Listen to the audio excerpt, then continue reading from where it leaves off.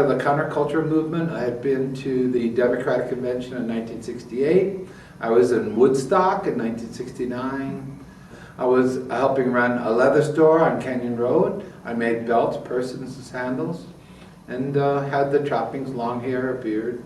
I had been involved in different spiritual things, lots of psychedelics, but also some spiritual quests, and getting a little frustrated with everything. There was a few things that happened that made me receptive to the gospel message. I had read some science fiction books by Ray Bradbury. It kind of perked my interest about another life out of this plane. And I also read Be Here Now by Baba Ramdas, and that was really influential. And at one point he said, put a picture of some guru that you really like and make an altar, and then pray there at your altar, meditate at least once a day. And I was looking at the gurus, and there were various kinds, a 13-year-old up in Denver, different ones, and the one that got me the most was this sort of Arabic picture of Jesus. So I put it up there, and I felt comfortable, and then somehow or another I got a copy of the Good News for Modern Man, a New Testament, in modern language, and I read about 1/3 of it, and I said, I really like this Jesus guy. He's not a freak, he's not straight, I like his message, I like him, he's totally other.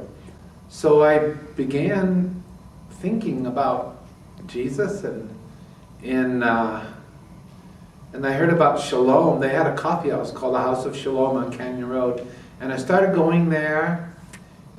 I would wake up in the morning, I'd think about Jesus, I'd go to bed, I'd think about Jesus, and I said, all I can think about is Jesus. And at some point, after having a few evenings at the House of Shalom and studying the Bible, I said, I'm going to give my life to Jesus. Oh, the rest was history. And then eventually somebody said, you know, some of my hippie friends said, a lot of people at church think like you ought to go to church. So I started going to church, and anyways, that's how it happened. It was probably 1970 is when it happened. After about 6 months, I said, you know, this is the most important thing in my whole life. I thought to spend the rest of my life working for God. I don't know how to do that. And Don knew these missionaries out on the Navajo reservation, and these people were praying that God would send them a man to help them build the church. They said they can't give them any money, but they have enough food. Somebody had donated a whole cow, and their freezer was full.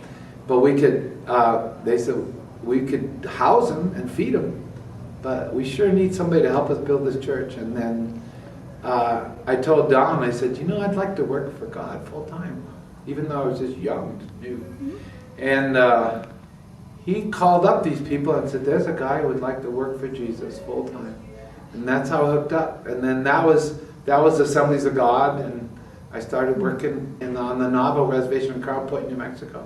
That's how I got started. And there I went to Assembly of God Church up in Barrow, Alaska, and ran a coffee house for Eskimos like Shalom. I was there for 2 years, and the pastor, he had heard about this hippie working on the Navajo reservation, and he was so tired of the kind of people that were coming out of Bible school. Twice he got somebody fresh from Bible school, and it just did not work out. They just had visions of being Billy Graham to the Eskimos or something.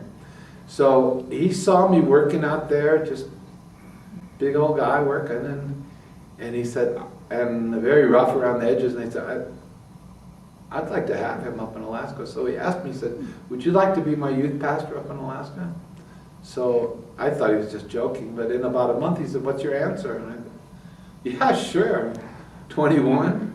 Every guy in America would like to go work in Alaska, sure. So I went to Point Barrow, the most northern city in Alaska, and I worked there for a couple of years, and I didn't know what a youth pastor was supposed to do. But I started studying the New Testament, the Good News from Modern Man, with the Eskimos there. It was just one Eskimo, and then it was 5, and then it was 30, and pretty soon, in the first 6 months to a year, we baptized like 60 young people, and that church just got alive, and it was totally nothing I really did.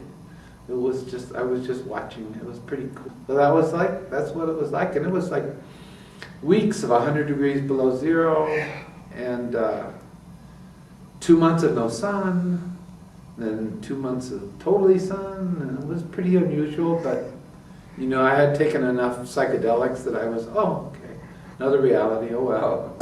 After several years in different places, I ended up as one of the directors of Shalom Bible Institute, and we would go out to, I was mostly working among the Pueblo Indians.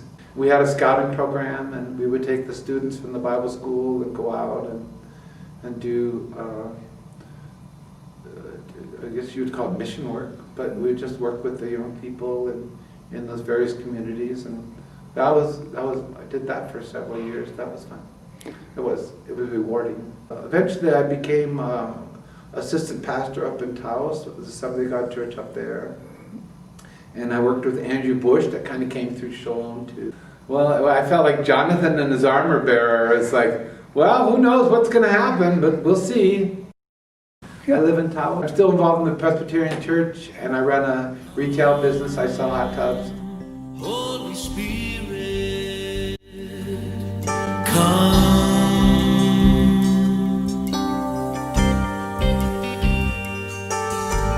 Come, Holy Spirit.